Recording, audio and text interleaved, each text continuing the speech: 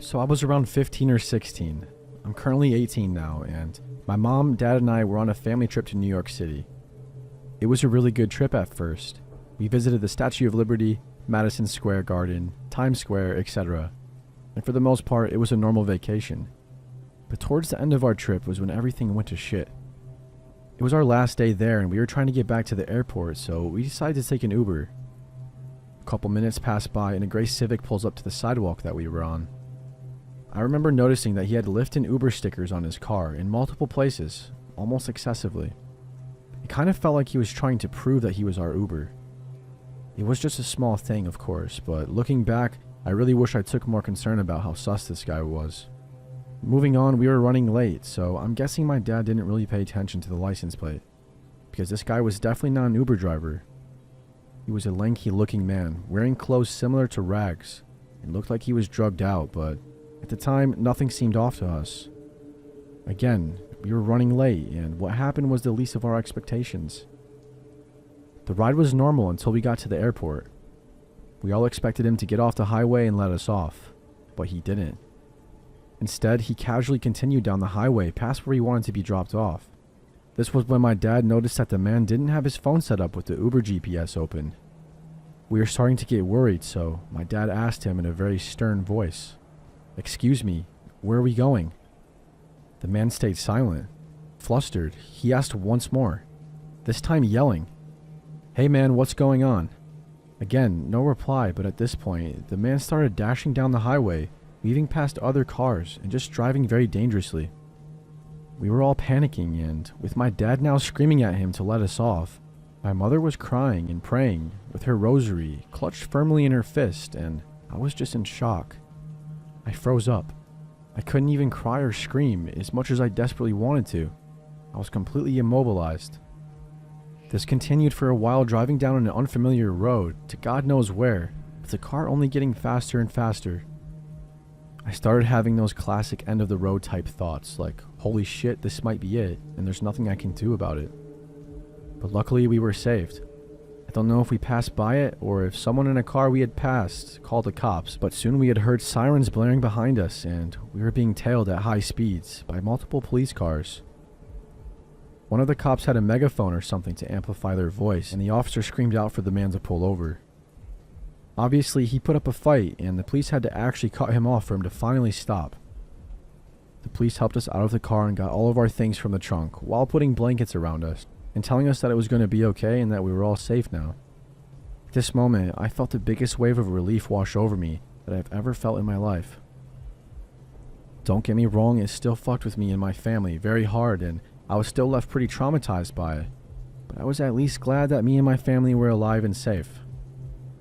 The police gave us a ride back to the airport, and everything went as planned from that point on. But holy shit, I'm just glad that I never had to find out what this guy was doing or where he was taking us, and what he was planning on doing with us. Just thinking about it gives me goosebumps.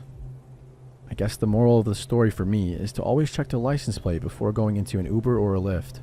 That feature on the app that tells you what it is exists for good reason.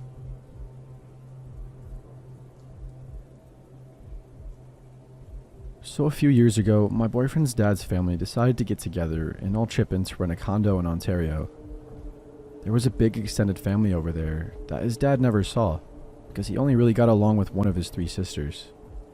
My boyfriend's mom had talked him into going though, and they let me tag along because I'd been around long enough that they liked me and even trusted me. I can't remember where everyone else had gone. I think it was to the beach for what was probably like the 3rd time that day. It was just me and my boyfriend at the condo, because we were kind of sick of the beach and we just wanted to do nothing for a little while. We were sitting outside, looking over the water, and just kind of talking about life. I had just finished reading the Harry Potter series, so I think we were just talking about that for a while. When this woman comes out of the brush besides the condo. Just for an idea here, this condo was about an acre of land maybe, and it was kind of out in the middle of nowhere. The front of the condo was probably 70 feet from a dirt road that no one ever traveled down, and there were some dense trees and brush and whatnot that surrounded the 3 sides of it. This woman comes out of the wooded area and I immediately knew something wasn't right. She was limping and she only had on 1 sandal, and frankly, she looked like shit. She was very pale and her face was gaunt, and she was really, really pretty, but she just looked exhausted.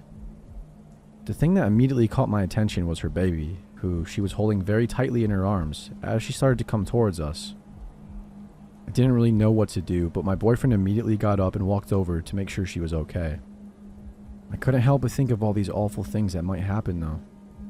After spending so many hours hearing horror stories on YouTube, I was just terrified she'd do something. My boy is a lot more trusting than I am though, and he's always had that first instinct of, what's the problem and how can I help? He's never assumed the bad in anybody. So this woman is just sobbing by the time she gets to the porch of the condo, and she looks like she's just been through a war zone. She's also shaking and hyperventilating and crying. And she's telling us that basically her boyfriend has been a drunk for a while and he's been getting worse and worse, and that he's been an overall abusive guy. He would get pissed off whenever she was focusing on the baby instead of him. And part of what pissed him off the most was that it wasn't even his kid, so he kinda didn't care about the baby at all.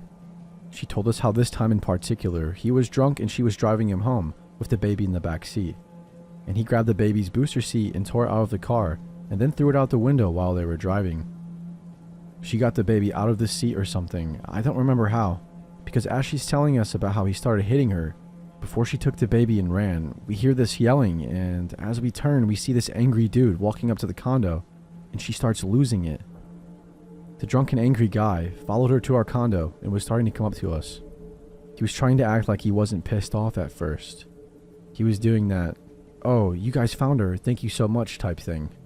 "Baby, let's go home." But he was slurring his speech and not doing a good job of hiding just how pissed off he was. My boy has always been a pacifist. Honestly, he's even kind of a pushover. He's really non-confrontational and tries to find a way to talk about stuff and just come to an agreement before doing anything. But before I could even say anything, he's across the yard and approaching this guy. As much of a pacifist he really is, he's also huge and he's built like a football player. Around 6'3", and at the time he was about 230 pounds. I've known my boy since we were 10. At the time we were 20 and we'd been dating for just over a year. I knew him better than anyone. He's never done anything like this before, but he goes up to this guy and goes, "Not another step, dude." And he's shaking as he says it. The guy tries to walk around my boy and goes, "Oh no, it's okay, I'm just gonna take her home." And my boy steps in front of him and shakes his head. "You're drunk," he said. "So I'm gonna pretend like maybe you didn't get what I just said. Don't come any closer." It's at this point that the guy stops trying to pretend and he says something like, "You don't know what's going on. That's my girlfriend, I'm gonna take her home." And he tries rounding my boyfriend again, and one more time my boyfriend blocks him and goes, "Stop." I've never heard this tone in his voice before or since. It was kinda scary. It wasn't him. The guy tried one more time before finally my boy put his hand on his chest and pushed him back a bit, keeping his hand on the guy's chest the whole time. "I'm telling you right now, you're not going anywhere near that girl and her child, so turn the fuck around and walk away." This guy was about 5'6", maybe 5'7", so when he looked up to threaten my boyfriend, he had looked like a kid. The guy finally looks up at my boyfriend and he says something that I couldn't hear, and my boyfriend said something back, and then the guy stared at him for a moment, almost like he was deciding whether or not to do anything. My boyfriend finally pushed him away and the guy stumbled back, and then started pointing at me and the girl as he was saying something, and then he started to walk away. I didn't learn till the next day, but the guy had told my boy that he had a gun and that he was coming back, and that he'd kill him and I if we stopped him again. My boyfriend's response to this changes depending on who he's telling the story to. Originally, he told me that he told the guy that he'd feed him his own teeth, which kind of made me laugh because he's such a dork and he definitely got that from a movie. And ever since then, the line he tells everyone else is, "I'll be waiting." Nonetheless, the woman was sobbing and the baby was sobbing, and I was shaking because even though he didn't throw any punches or anything, I could tell that he was ready to hurt this guy if anything else happened. We called the police and they didn't really do much of anything but to make sure everyone was breathing and take the girl to her sister's place. We didn't really hear much from her after, but I know my boyfriend sent her an email once or twice, and it seems like she's married now to someone else and had another kid last time they talked. It was a really nice trip though, despite all of this. Back when I was 16, I had a rough time with my father and his girlfriend for about a year or so. Long story that isn't really related to this, but I was trying to mend my relationship with my father because before all that, I'd always been a daddy's girl. So when I was offered to go on vacation with them along with my siblings and step-siblings, I said yes, after having thought about it long and hard for a month. We went to Turkey, and we would be living at an all-inclusive resort that was aimed at Scandinavians, so a lot of people that we could talk to. The first few days were perfectly fine. I was swimming in the sea in the pools at the resort. Only creepy thing, there was this waiter who grabbed my hand and slipped me a napkin with a message of meeting up with him. He spent the next couple of days lurking around me every time that we would go out to eat, until my father saw how uncomfortable I was, and eventually told him to buzz off. Yay for dad.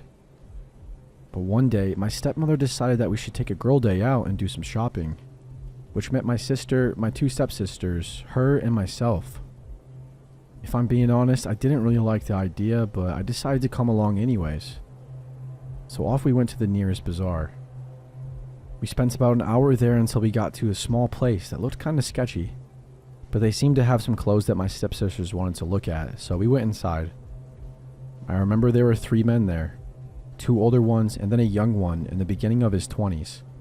He called himself Oscar. I can only remember that because that's the name of my dog. We were seated, and they brought out Turkish tea and such to make us feel at home while we were looking at dresses to try on. In the end, I was pressured into trying one on, and I went to the dressing room. While I was there, Oscar came and asked if all was well.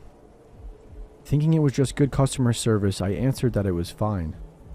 He might have misunderstood something, because he then slipped into the dressing room, and before I could do anything, he had me cornered with his hands on my cheeks, and leaned in to kiss me.